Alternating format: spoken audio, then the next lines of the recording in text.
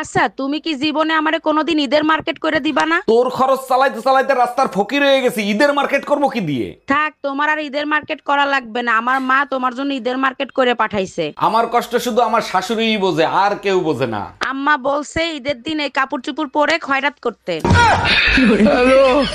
আচ্ছা, তুমি কি জীবনে আমারে কোনোদিন ঈদের মার্কেট করে দিবা না? তোর খরচ চালাইতে চালাইতে রাস্তার ফকির হয়ে গেছি, ঈদের মার্কেট করবো কি দিয়ে? থাক, তোমার আর ঈদের মার্কেট করা লাগবে না, আমার মা তোমার জন্য ঈদের মার্কেট করে পাঠাইছে। আমার কষ্ট শুধু আমার শাশুড়িই বোঝে, আর কেউ বোঝে না। আম্মা মানুষ চিনতে ভুল করলেও দোষের কিছু নেই, কারণ মানুষগুলো দেখতে অবিকল মানুষের মতনই হয়।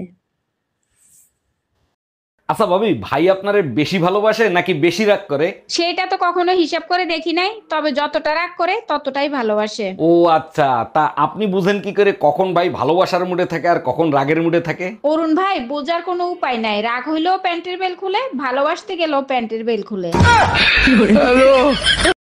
যদি সময়ের সাথে সাথে ভালোবাসা কমতে থাকে, তাহলে বুঝতে হবে সেটা কখনোই ভালোবাসা ছিল না, সেটা ছিল ক্ষণিকের ভালো লাগা মাত্র।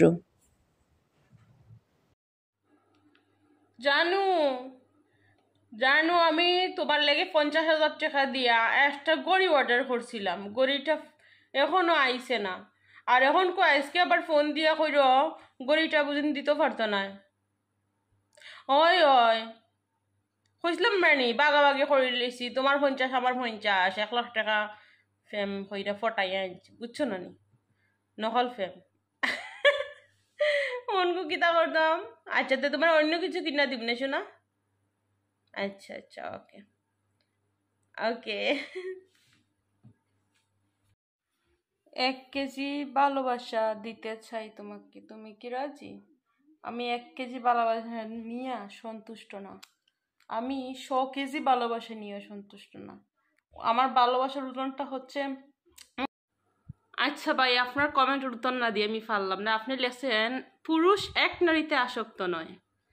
পুরুষ এক নারীতে আসক্ত থাকতো না, আমিও চাই এক নারীতে পুরুষ আসক্ত থাকতো। মানে হাদিস তো যেহেতু আছে 3টা বিয়ে যাই, কিতার লাগে এক নারীতে আসক্ত থাকতো।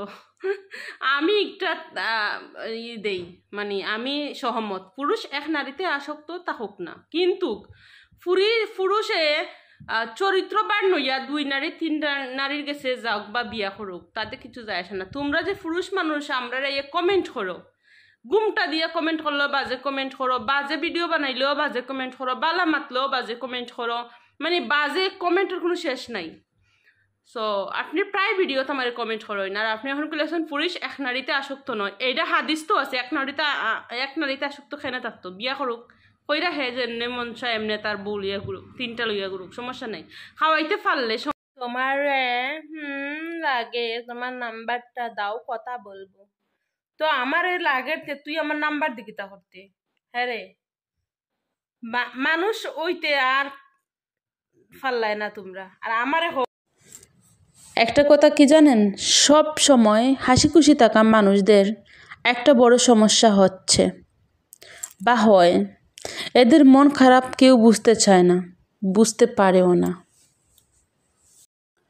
আমি এমন একজনকে ভালোবাসতে চাই যার হৃদয় ভেঙেছে, যাতে সে জানে একটা হৃদয় ভাঙতে কত কষ্ট, আর তাই আমারটা যেন সে না ভাঙে। দুঃখ সবার মাঝেই থাকে, কিন্তু সবাই কি তা সইতে পারে? কেউ সয় নীরবে, কেউ বা বুকে জমা রেখে হাসি মুখে সয়, কেউ বা সইতে না পেরে হারিয়ে যায় চিরতরে।